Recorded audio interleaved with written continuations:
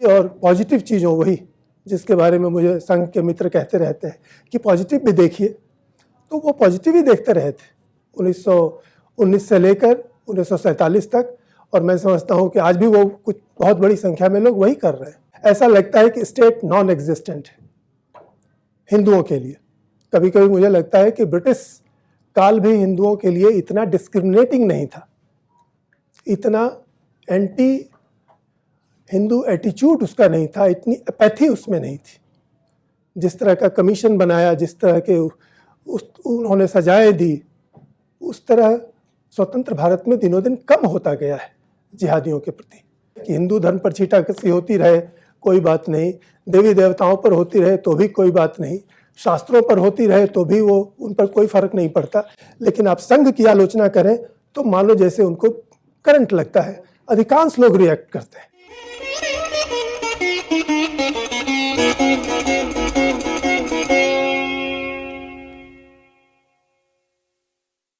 इससे पहले कि मैं इसके टॉपिक्स के बारे में कुछ बताऊं, मैंने कुछ ज़रूरी पॉइंट मुझे सूझे थे, वो मैंने लिखे ताकि ये सीमित समय का मैं अधिक से अधिक उपयोग कर सकूं। एक अर्थ में ये पुस्तक 22 वर्षों में लिखी गई है, क्योंकि इसमें जो अध्याय है वास्तव में वो छोटे छोटे उसके टुकड़े निबंधों के।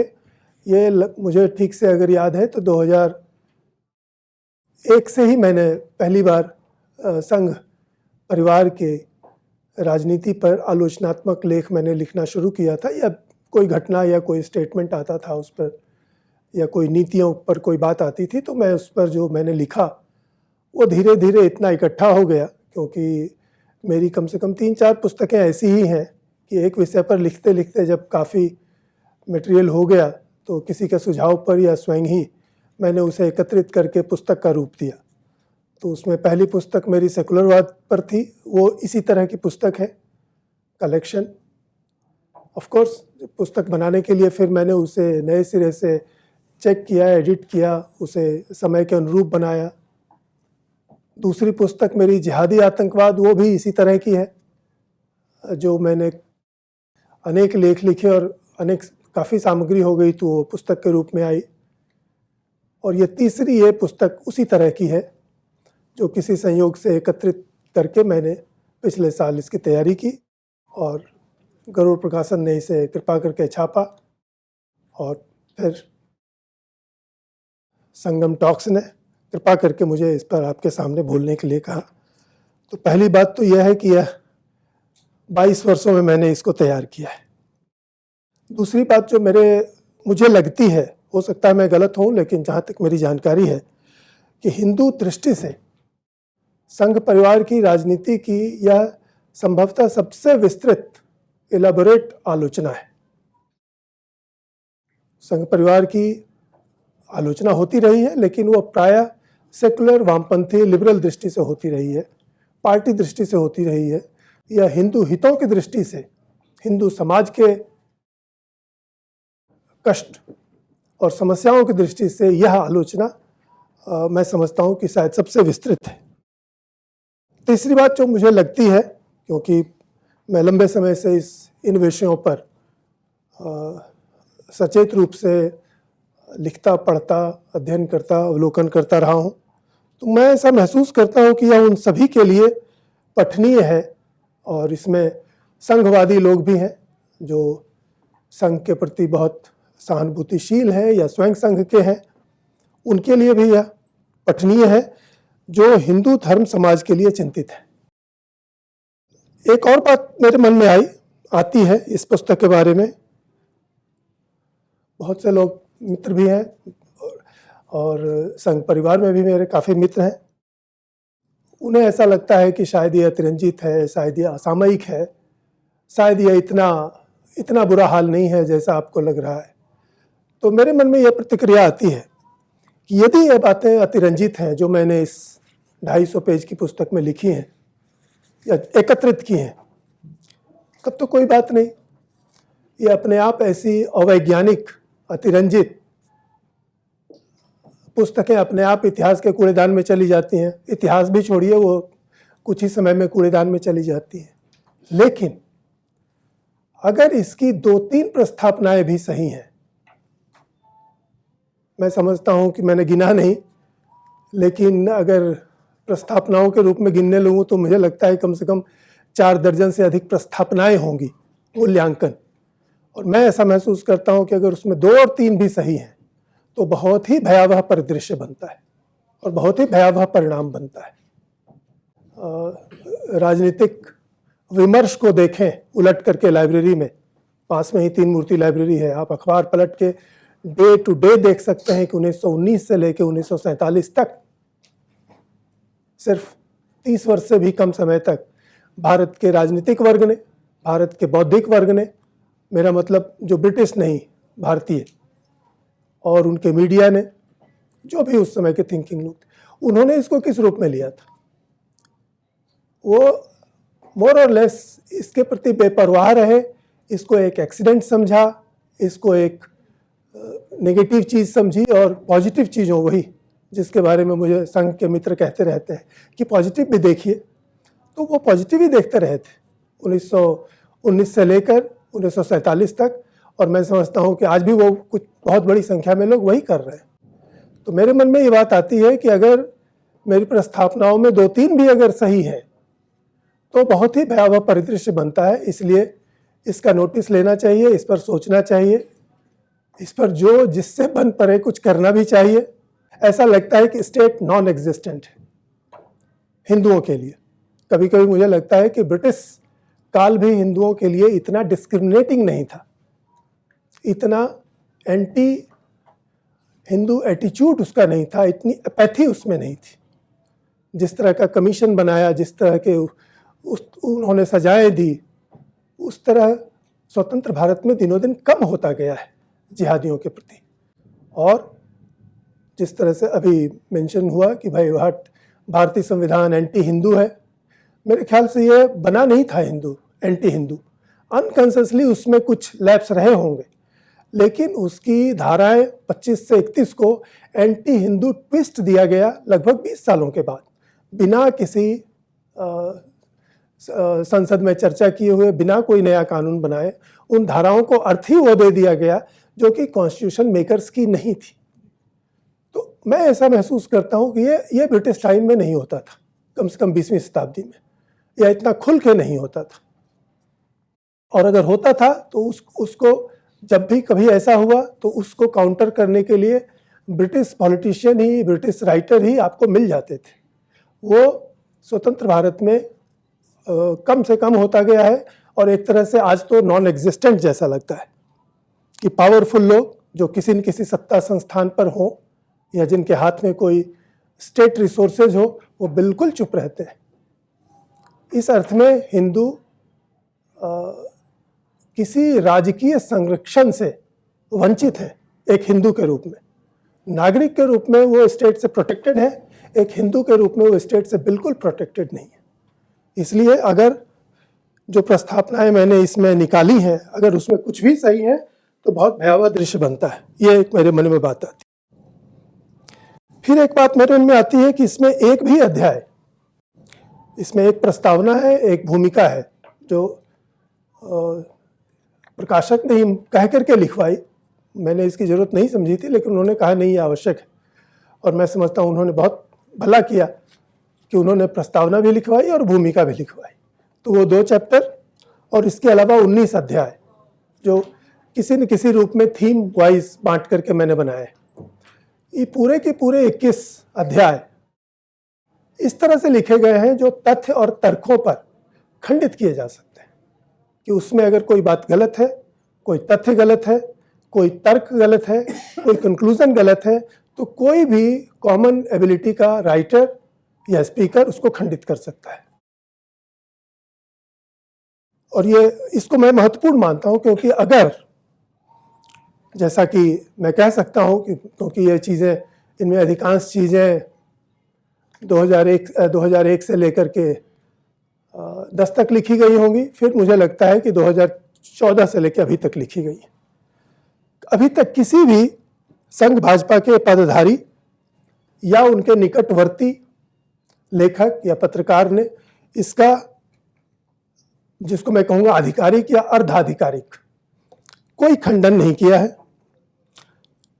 और अगर इसमें जो पहले 3 अध्याय हैं, पहला अध्याय है सीताराम गोयल वाला, अगर उसको जोड़ा जाए तो मैं कहूँगा कि ये 7 दशकों का मूल्यांकन है, 8 दशकों का मूल्यांकन है, क्योंकि सीताराम गोयल ने जो मूल्यांकन अपना किया था वो लगभग 50 वर्षों का अवलोकन था, जिसको मैंने उन्हीं के शब्दों में पहले अध्याय में डाला है।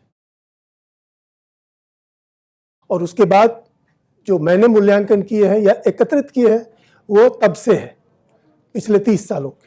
तो इन 8 दशकों में रिटन में प्रकाशित मटेरियल का अगर किसी संघ भाजपा के पदाधिकारी ने या उनके मध्यवर्ती बौद्धिकों ने अगर इसका खंडन नहीं किया है, तो मैं ऐसा मानता हूं कि यह इसके इन सभी कंक्लूजन और सभी आरोपों के सत्य होने का संकेत है, क्योंकि वो लोग इतने इनसेंसिटिव नहीं हैं। संघ और भाजपा, खास करके संघ पर कोई चोट होते ही वो तिलमिलाते हैं, जो सीताराम गोयल ने भी नोट किया था और वो आज भी आप देख सकते हैं। और आपका अपना पर्सनल अनुभव भी हो सकता है कि हिंदू धर्म पर छींटाकशी होती रहे कोई बात नहीं, देवी देवताओं पर होती रहे तो भी कोई बात नहीं, शास्त्रों पर होती रहे तो भी वो उन पर कोई फर्क नहीं पड़ता, लेकिन आप संघ की आलोचना करें तो मान लो जैसे उनको करंट लगता है। अधिकांश लोग रिएक्ट करते हैं। तब क्या कारण है कि सीताराम गोयल के 50 साल के अनुभव जो 30 साल पहले प्रकाशित हुए थे, उनमें कई बातें स्वयं संघ के एक विद्वान के साथ प्रकाशित की गई थी, बल्कि उन्होंने खुद ही उसको लिख करके प्रकाशित किया। संघ के व्यक्ति ने, वो आज भी वो सक्रिय हैं। और फिर पिछले 30 सालों से अन्य लोगों ने लिखा, जिसमें मैंने जिसको एकत्र किया है। तो अगर उन्होंने इसका खंडन नहीं किया है या खंडन करने का विचार नहीं किया है, तो इसका मुख्य कारण यही हो सकता है कि वो इसका खंडन करने की स्थिति में नहीं है। एक और बात, जो इस विषय को ही असंभव समझते हो और जिनकी बहुत बड़ी संख्या है कि नहीं ऐसा कैसे हो सकता है, संघ परिवार और हिंदूवाद तो पर्यायवाची शब्द है, तो जो संघ, जो हिंदूवाद की राजनीति करने वाला संगठन या परिवार है, वह हिंदुओं के लिए हानिकर कैसे हो सकता है, हिंदू हित की हानि उनसे कैसे हो सकती है। हो सकता है कुछ मिस्टेक्स होते हों, कभी कभी कुछ भूल भी होती हो, लेकिन सुसंगत रूप से यह कहना कि उनकी राजनीति हानि कर रही है और हानिकर हो रही है, ये तो विषय ही असंभव है, अनर्गल है। तो मैं समझता हूं कि उनके लिए यह चुनौती भी है कि इसके किसी भी एक अध्याय का बाकायदा विश्लेषण करके प्रकाशित करके दिखाएं। ये मौखिक बातें नहीं, मौखिक बातें कभी रिकॉर्ड में नहीं रहती हैं, उनसे बाद में मुकर जाया जाता है और बाद फिर ये भी होता है कि नहीं ये तो उनकी पर्सनल बात है। और मैंने बहुत अच्छे लोगों को कहते सुना है कि गोविंदाचार्य की बात वो उनकी पर्सनल बात है, मुरली मनोहर जोशी की बात वो उनकी पर्सनल बात है, वाजपेयी जी की बात वो भी पर्सनल बात है। और अगर वो सत्ता से बाहर हो चुके हों या दिवंगत हो चुके हों, तब तो सारी गलती उनके सिर पर डाल के कहा जाता है कि ये सब उनकी निजी गलती थी। यह सब ऐसा नहीं है। मैं समझता हूँ कि ये सांगठनिक रूप से ऑर्गेनिक समस्याएं हैं और इसीलिए यह उनके लिए चुनौती भी है। जो लोग ऐसा समझते हैं कि ये विषय ही अनर्गल है कि संघ परिवार की राजनीति हानिकारक कैसे हो सकती है, मैं समझता हूँ कि उनके लिए चुनौती भी है कि वो इसका खंडन प्रकाशित करके दिखाएं और उससे लाभ भी होगा, क्योंकि तब पाठक दोनों की तुलना कर सकता है, जो मैंने लिखा है और जो संघ के एपोलॉजिस्ट ने लिखा है या स्वयं के संघ के पदाधिकारी ने लिखा है। उससे फिर और आसानी होती है ये समझने में कि कौन सी बात अधिक सही है या प्रमाणिक है। अंत में एक बात और भी कि अगर किन्हीं के पास समय कम हो तो मैं अनुरोध करूंगा कि वो कम से कम इसके प्रथम 4 अध्याय पढ़ करके देखें, जिसमें मेरा बहुत कम है, सिर्फ चौथा अध्याय मेरा है। पहला अध्याय जैसा मैंने बताया तो सीताराम गोयल जी का 50 साल का अनुभव है, स्वतंत्रता पहले से लेकर के लगभग 90 तक का। दूसरा अध्याय अरुण शौरी के अनुभवों का है, आकलन का है, अनुभवों का तो नहीं है। और वो बड़ा एक जनरल जैसा उन्होंने लिखा है, जिसमें भाजपा और संघ परिवार बीच में आए हैं। वो भारत के राजनीतिक और सामाजिक परिस्थिति पर अपना अवलोकन दे रहे थे, जिसको मैंने महत्वपूर्ण समझ करके उसको संकलित करके एकत्रित किया। तो वो दूसरा अध्याय है। तीसरा अध्याय संघ के ही एक बहुत पुराने कार्यकर्ता जो अब संघ से दूर हैं, लेकिन हिंदू हितों के लिए अभी भी समर्पित रूप से काम कर रहे हैं धनबाद में, झारखंड। ये उनका लिखा हुआ है, बल्कि मेरे अनुरोध पर उन्होंने लिखा। 2020 में विजयादशमी पर जो सरसंघ चालक का व्याख्यान हुआ था, जो टेलीविज़न पर प्रसारित हुआ था, वो उन्होंने 70 मिनट देखा और उसके बाद मुझे फ़ोन किया कि मैं बड़ा निराश हुआ, मैं बड़ा दुखी हुआ। तो मैंने ऐसे ही पूछा, क्योंकि मैंने सुना नहीं था। तो उन्होंने जो 2-4 बात बताई तो मुझे बड़ी महत्वपूर्ण लगी और मैंने उनसे अनुरोध किया कि आप कृपा करके इसे एक लेख के रूप में लिख दें। तो वो हिंदी भाषी नहीं है, उड़ीसा के हैं, लेकिन धनबाद में बसे हुए हैं बचपन से। तो उन्होंने जोड़ करके हिंदी में लिख करके मुझे भेजा। तो वो तीसरा अध्याय है। मैं उसको इसलिए महत्वपूर्ण मानता हूँ कि वह स्वयं एक स्वयं सेवक का, और बहुत समर्पित स्वयं सेवक का, जिसने अपना बहुत कुछ दिया, जेल भी गए, बहुत कष्ट सहा और अपनी काफ़ी संपत्ति और इंस्टीट्यूशन संघ को दिए या संघ के लिए दिए। ये उनका अवलोकन है, वो भी महत्वपूर्ण है। और चौथा, जो जब ये सीताराम गोयल वाला अंश प्रकाशित हुआ था एक अखबार में सीरियलाइज होकर, तो किसी ने ये टिप्पणी की कि उतनी पुरानी बातों को अब याद करने की क्या ज़रूरत है, आज उसकी क्या रेलेवेंस है। तब मैंने फिर से उसको पढ़ा और मैंने वो चौथा अध्याय उसकी रेलेवेंस दिखाने के लिए लिखा था, जो प्रकाशित भी हुआ था, और जिसमें मुझे लगता है कि मैंने 18 बिंदु पाए कि जो सीताराम गोयल का अवलोकन था वो आज भी पूरी तरह हूबहू लागू है, वो आज भी घट रहा है, यह उसकी रेलेवेंस है। तो जिनके पास समय कम हो तो कम से कम वो पहले 4 अध्याय भी देखें, बल्कि मैं तो ये कहूँगा कि आगे भी जितने अध्याय हैं मैंने अपनी तरफ से उसको महत्वपूर्ण ही समझा है। विशेषतः 14वां अध्याय जो इस्लाम पर है, इस्लाम पर दिग्भ्रम, मैं उसको बहुत महत्वपूर्ण समझता हूँ। और वैसे तो मेरी पुस्तक है, मेरा लिखा है, तो शायद सभी चीज़ें अच्छी हैं, लेकिन ये चारों, और कुछ एक सांस्कृतिक चरित्र में गिरावट, फिर संघ परिवार सर्वाधिक गांधीवादी, बल्कि मैं एक एक करके उसके बारे में कुछ हल्की चर्चा कर देता हूँ।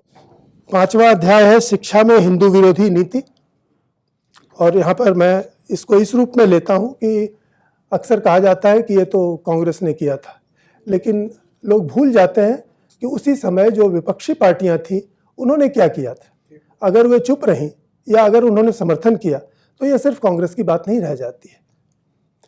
इसलिए शिक्षा में हिंदू विरोधी नीतियां अगर पिछले, मैं कहूँ तो कम से कम 50 सालों से चल रही हैं, या स्पष्ट रूप से चल रही हैं, दिनों दिन प्रखरतर होते हुए, तो यह इसमें संघ परिवार की क्या भूमिका है, सक्रिय या निष्क्रिय।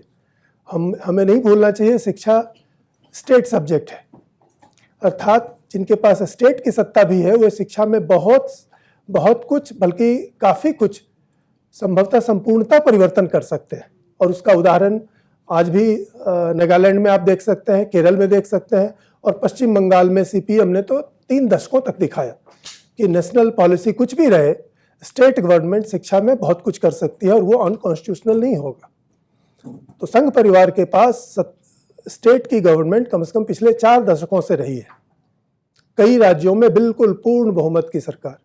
मिला करके देखना चाहिए कि क्या उन्होंने रंच मात्र भी ऐसा कुछ किया जो कि कांग्रेस की शिक्षा नीति से भिन्न है।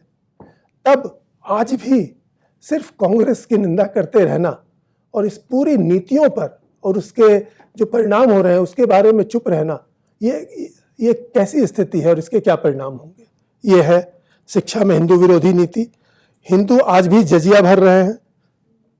6ठा अध्याय ये मंदिरों के बारे में है कि भारत में मंदिरों पर सरकार का कब्जा है। कुछ मुझे रिसर्च के डाटा भी मिले थे, मतलब दूसरों का रिसर्च किया हुआ, वो डाटा बहुत भयावह दिखाते हैं दृश्य, और वो साफ साफ दिखाते हैं कि इतना बड़ा हिंदू विरोधी टैक्सेशन, क्योंकि मंदिरों की आमदनी न केवल सरकार लेती है, राजसत्ता लेती है, बल्कि उसका सेकुलराइजेशन और उस पैसे का मनमाना दुरुपयोग, यहाँ तक कि हिंदू विरोधी संस्थाओं और समुदायों और क्रियाकलापों के लिए उसका उपयोग बाकायदा ऑफिशियली कहा गया है कम से कम 2 राज्यों में। तो यह एक तरह से हिंदू आज भी जजिया भर रहे हैं, और ये अच्छा रिसर्च का विषय होगा कि कोई चेक करे कि जहांगीर के काल में जजिया कितना था, कितना प्रतिशत था, किस मैग्नीट्यूड का था और आज किस मैग्नीट्यूड का है। क्योंकि हम भूल जाते हैं ये कहने में कि वो राजतंत्र था, तानाशाही थी और आज तो लोकतंत्र है। हमें तुलना करके देखनी चाहिए कि आज का स्टेट उन सभी तानाशाहों से ज़्यादा शक्तिशाली है और ज़्यादा साधन संपन्न है। वो एक एक व्यक्ति के घर में उसकी एक एक चीज़ जान सकता है, जो जानने का अधिकार की क्षमता या संभावना न अकबर को थी न औरंगजेब को थी। इस अर्थ में हिंदू आज अधिक कठोर जजिया भर रहे हैं, ऐसा मुझे लगता है। छठा अध्याय, 7वां, संघ परिवार सर्वाधिक गांधीवादी। अभी गांधी जी की काफी सही और कठोर आलोचना की गई, जो बिल्कुल सही है। गांधी जी पर मेरी भी 2 किताबें हैं, मैं बिल्कुल उससे सहमत हूं। लेकिन देखना यह भी चाहिए कि जब से या जब सत्ता में रही है संघ परिवार, उन्होंने गांधी की आलोचना तो दूर, उनको और ग्लोरीफाई किया, उनको और एक तरह से उनको सैंक्टिटी दी, उनका महात्मा पद और ऊंचा उठाया। और जितनी भी आलोच्य बातें थीं गांधी जी के बारे में या हैं, जो बड़े बड़े महापुरुषों ने की हैं, अंबेडकर ने की हैं, श्री अरविंद ने की हैं, टैगोर ने की हैं, तिलक ने की हैं, पता नहीं कितने लोगों ने की हैं, उन सबको आपने अंडर कारपेट डाल दिया और गांधी जी की भक्ति कर रहे हैं। तो ये सिर्फ गांधी भक्ति ही नहीं है, एटीट्यूड में भी, जैसे गांधी सोचते थे, जैसे गांधी व्यवहार करते थे, गांधी जी का जो आलोचना के प्रति रुख था कि वो किसी आलोचना से सीखते नहीं थे, अपने आप पर उनका विश्वास, आत्ममुग्धता, यहाँ तक कि दंभ, वह भी आपको संघ परिवार में उसी तरह दिखेगा। और भी बहुत सी चीजें हैं, 7-8 बिंदु हैं। बिना दुश्मन को इम्प्रेस करने की लालसा, कि हम ऐसा चमत्कारिक उनको उपहार देंगे कि वो बिल्कुल हक्के बक्के रह जाएंगे और हमारे भक्त हो जाएंगे। ये गांधी जी में भी था और इनमें भी है, और कूट कूट कर है। बहुत सारी चीजें हैं, मुझे लगता है वो अध्याय भी रोचक है और वो मैंने संभवतः उसमें उल्लेख किया है। यह मूलतः ये कोनराड एल्स्ट ने इस पर लिखा है सबसे पहले। एक तरह से मैंने उसी को पैराफ्रेज करके ये इसमें दिया है। फिर 8वां अध्याय है नेहरू मुर्दाबाद, नेहरूवाद जिंदाबाद। कि नेहरू की एज ए पर्सन जितनी भी कुत्सित आलोचना, निंदा हो सकती है वो करो, लेकिन नेहरूवाद की जो आइडियोलॉजी थी, जिसको नेहरू ने स्वयं इस देश में स्थापित किया, उसकी एक एक चीज की भक्तिपूर्वक अनुकरण करना, ये संघ परिवार की राजनीति में कूट कूट कर देखता है। फिर 9वां अध्याय है 70 साल की गड़बड़ी किसके माथे। ये अक्सर कहा जाता है, ये चमत्कार तो नहीं हो सकता, ये तो अभी 4 ही साल हुए हैं, 2 ही साल हुए हैं, 70 साल की गड़बड़ी, कांग्रेस ने तो सब कुछ चौपट कर दिया है। मैंने ये दिखाने की कोशिश की है कि कांग्रेस ने जितना भी चौपट किया है वह विपक्ष के सक्रिय सहयोग से किया है। क्योंकि जिस भी चीज़ की लोकतंत्र में भी और अदरवाइज भी राजनीतिक दलों को इतनी ताकत होती है, और संसद सदस्यों को तो होती ही है। हमने स्वयं देखा है कि एक सांसद के ऑब्जेक्शन को मैं कहूँगा एक्सक्यूज बनाकर सारी चीज़ें पलट दी जाती हैं, सुप्रीम कोर्ट का जजमेंट पलट दिया जाता है। तो आपके 28, 30, 40, 80, 82 MP क्या कर रहे थे जब वो एक्ट पास हो रहा था? वो आसानी से पार्लियामेंट लाइब्रेरी में या अखबारों, ये पत्रिकाओं को पलट के देखा जा सकता है कि उनमें अधिकांश में भाजपा की या जनसंघ की या तो हामी थी या उन्होंने इसे निर्विकार रूप से देखा। और इसीलिए ये कहना उचित नहीं है कि यह सारी गड़बड़ी कांग्रेस की है। कम से कम लोकतंत्र में विपक्षी पार्टियों को उतनी ही शक्ति प्राप्त होती है, कम से कम विरोध करने के मामले में। इसलिए यह भी एक गलत तर्क है जो सिर्फ पार्टीबंदी के लिए दिया जाता है, और इसमें हिंदू हितों का, हिंदू समाज की कोई चिंता नहीं की जाती है। फिर अंधेर नगरी पार्टी राजा करके एक अध्याय है जिसमें मैंने उस तरह के लेख एकत्रित किए हैं जो दिखाते हैं कि इनका ऑब्सेशन सिर्फ पार्टी पर है, पार्टी का हित, पार्टी की वृद्धि, पार्टी का बचाव, पार्टी ये, पार्टी वो, और इसमें वो कम्युनिस्ट पार्टियों से ज़्यादा मिलते जुलते हैं। और यूरोप की या अमेरिका की जो लोकतांत्रिक पार्टियां हैं, वह शैली या वह भावना वह संघ परिवार के दोनों पार्टियों में, जनसंघ में और खास करके भाजपा में नहीं है। वो पार्टी, और बिल्कुल अभी हाल में भी देख सकते हैं, किसी एक साल का भी सारे बयान आप टॉप लीडरों के देखें तो वो डिफीटेड कांग्रेस जिसकी एक तरफ वो हंसी भी उड़ाते हैं और फिर दिन रात उससे ऑब्सेस्ड भी रहते हैं। तो ये पार्टी बंदी हिंदू समाज और हिंदू हितों के लिए, हमारे धर्म के हितों के लिए बहुत ही भयावह है और ये किसी भी डिवीजन से ज़्यादा घातक डिवीजन है। खास करके ये उनको इस पर जरूर विचार करना चाहिए जो हिंदू एकता की बातें करते हैं, लेकिन पार्टी बंदी करके वो सबसे अधिक उस एकता को नुकसान पहुंचाते हैं। और ये मैंने हल्के से ये लिखा भी है कि आखिर 1951 में जब जनसंघ बनाया गया था, कांग्रेस पार्टी 100% हिंदुओं की पार्टी थी, पूरा देश यूनाइटेड भी था। फिर आपने पार्टी क्यों बनाई? अगर आपको यही सारी नीतियां अपनानी थी, वही दलित, महिला, हरिजन और आदिवासी और अपीजमेंट और सेकुलरिज्म और गांधीज़म और चरखा, फिर दूसरी पार्टी की क्या ज़रूरत थी? तो आपने पार्टी बना करके हिंदुओं को ही डिवाइड किया और वो आज भी हो रहा है। तो ये पार्टीवाद पर है, पार्टीवाद संबंधी लिखी हुई चीज़ों पर को एकत्रित किया गया है। फिर सांस्कृतिक चरित्र में गिरावट, सांस्कृतिक राष्ट्रवाद का नारा दिया गया था, अब तो शायद बोला भी नहीं जा रहा है, लेकिन संस्कृति सम्मान के योग्य हो, किसी गर्व के योग्य हो, इसकी चिंता नहीं रही है। और ये कई घटनाओं और व्यवहार को देख की व्याख्या करते हुए मैंने दिखाया है कि सांस्कृतिक चरित्र में गिरावट आई है सब पूरे संघ परिवार में पहले से अधिक। पहले भी वो बहुत श्लाघनीय नहीं थी। फिर 12वां है अपनों पे सितम गैरों पे करम। ये बार बार देखी जाने वाली बात है और यहाँ फिर गांधी जी से सिमिलरिटी मिलती है कि गांधी जी जो उनकी कठोर निंदा करने वाले लोग थे या जो कठोर समुदाय था उसके प्रति वो अनावश्यक रूप से झुके रहते थे व्यक्तियों तक के बारे में, और उसके बारे में उनके पैमाने बदल जाते थे। वो चीज़ यहाँ भी है कि वो जितने भी कट्टर हिंदू विरोधी, इवन राष्ट्र विरोधी नेता या मीडिया या कोई इस तरह के लोग हैं, उनके प्रति वो अतिरिक्त रूप से सदैव रहते हैं, चाहे वो अमर्त्य सेन हो या कुलदीप नैयर हो, एमजे अकबर हो, पता नहीं और कितने लोग हों। ये सब सिंबॉलिक है, लेकिन उनकी कंसिस्टेंट एक संगठन के रूप में भी तबलीगी जमात हो, उसके प्रति वो आश्चर्यजनक रूप से न केवल काइंड रहते हैं बल्कि उदार रहते हैं। उनको पुरस्कृत करने की एक लालसा होती है कि किसी तरह हम उनको पुरस्कृत करें ताकि वो हमें वाह वाह कहें। ये गांधीवादी ट्रेट भी है, लेकिन ये मैंने एक अलग अध्याय में दिया है। फिर 13वां अध्याय है बौद्धिक मोर्चे की वीरानी। चूंकि भाजपा और संघ तो विशेषकर आइडियोलॉजिकल संगठन और पार्टी के रूप में जाने जाते हैं, इसलिए ये बड़ी विडंबना है और व्यंग्यात्मक है कि ठीक बौद्धिक मोर्चे पर उन्होंने कभी कोई लड़ाई ही नहीं लड़ी, चाहे वो समाजवाद हो, सोवियत यूनियन वाला, नेहरूवाद वाला, या सेकुलरवाद हो, एंटी हिंदू, या फिर जितने भी और भी जातिवाद हो, जितनी भी तरह की चीज़ें हों, सब में वो लड़ने ही नहीं आए, वो मोर्चा ही उन्होंने खाली छोड़ रखा है। सिर्फ अगेन वो पार्टी या व्यक्ति को निशाना बनाते रहना और उसका जो लाभ अपनी पार्टी अपने संगठन के लिए हो सकता है उसका इस्तेमाल करना।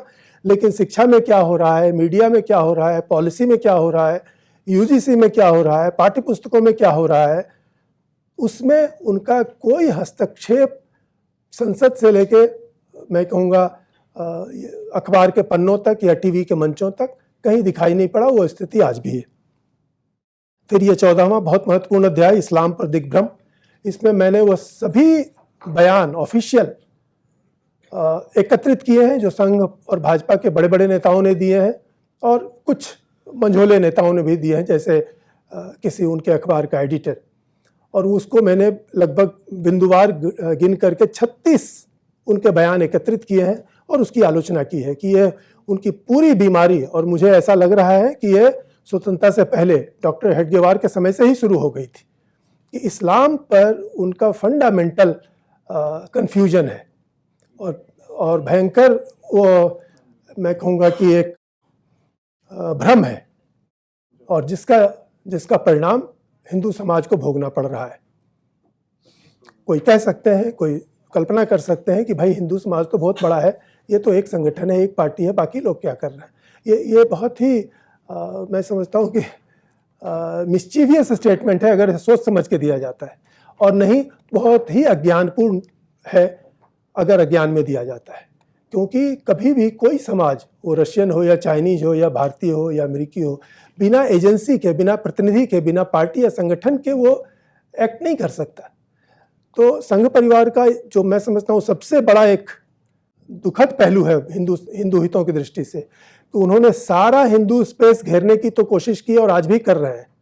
जैसा आपने मंदिरों वाले पर सुना कि वो उस पर नियंत्रण खत्म करना तो दूर, वो एक बोर्ड बना करके सारे ही मंदिरों को उसको कंट्रोल में लेना चाह रहे हैं, और अभी भी ये योजना उनकी खत्म नहीं हुई है।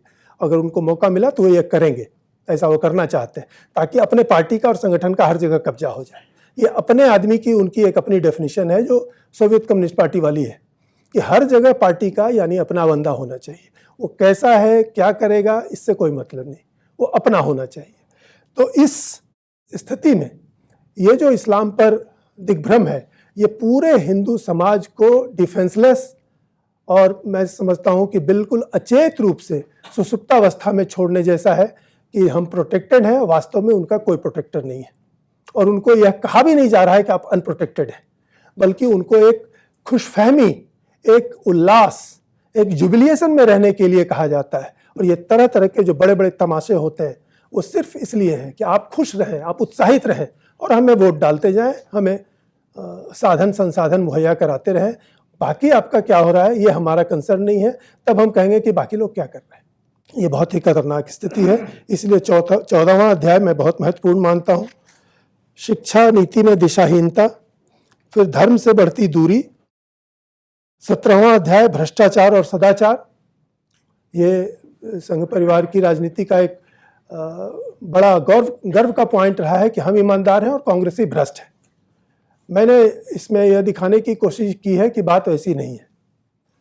ये संघ परिवार का भ्रष्टाचार वैसा ही है जैसे सीपीएम का बंगाल में था। वह ज्योति बसु पर या उनके मंत्रियों पर, उनके नेताओं पर, जनरल सेक्रेटरी पर कोई पर्सनल भ्रष्टाचार का आरोप नहीं था। लेकिन आपको बंगाल में रहने वाला 80-90 के दशक का कोई भी व्यक्ति बता सकता है कि बिना पार्टी की पूजा किए आपका एक भी काम नहीं हो सकता। वह मॉडल संघ परिवार अपना रहा है और उन्होंने ठसक से सुप्रीम कोर्ट में कहा, हलफनामा देकर, कि हमें पैसा कहां से आता है जानने की किसी को क्या जरूरत है। अगर इसका अर्थ नहीं समझते आज, जब दुनिया इतनी अंतर संबंधित हो गई है, कॉरपोरेट, इंटरनेशनल कॉरपोरेट जब सारे जगहों में बैठे हुए हैं और वो बिलियंस नहीं वो ट्रिलियंस की बात करते हैं, वैसे समय में अगर कोई ऐसा कहता है तो मैं इसकी कल्पना नहीं कर सकता कि इसके क्या परिणाम हो सकते हैं। इसलिए यह सदाचार वाली बात भी बिल्कुल बंकुम है। यह संगठित भ्रष्टाचार है पार्टी के लिए, और ये उनके अपने चुनाव, एक कनिष्ठ छोटे चुनाव मैनेजर ने कहा कि ये भाजपा ने पिछले 8 सालों में चुनाव को इतना महंगा बना दिया है कि अधिकांश पार्टियां, अधिकांश लोग सोच भी नहीं सकते कि इनका मुकाबला किया जा सके, और ये डेलिबरेटली हो रहा है। तो मैं नहीं समझता कि इसे सदाचार की श्रेणी में रखा जा सकता है। और यह कहना अनुचित है, बिल्कुल झूठ है कि चुनाव इसके बिना नहीं लड़े जा सकते। इजराइल में साल भर में या 2 साल में 5 बार चुनाव हुए, कोई उसमें महंगा नहीं होता। इंग्लैंड में, जर्मनी में, इटली में बार बार चुनाव होते रहते हैं, कोई फर्क नहीं पड़ता लोगों को। महंगा नहीं है चुनाव। आप चाहें तो चुनाव को बिल्कुल सस्ता कर सकते हैं, लेकिन तब आपकी ये मोनोपोली नहीं रहेगी, क्योंकि आपने ऐसा बना दिया है कि जब तक किसी के पास करोड़ों रुपए ना हो तो विधानसभा को चुनाव नहीं लड़ सकता। तो ये डेलिबरेट हो सकता है, अज्ञान में भी हो सकता है। इसलिए ये ईमानदारी वाली बात भी शायद सही नहीं है। मंदिर मुक्ति और मर्यादा, ये 18वां अध्याय है,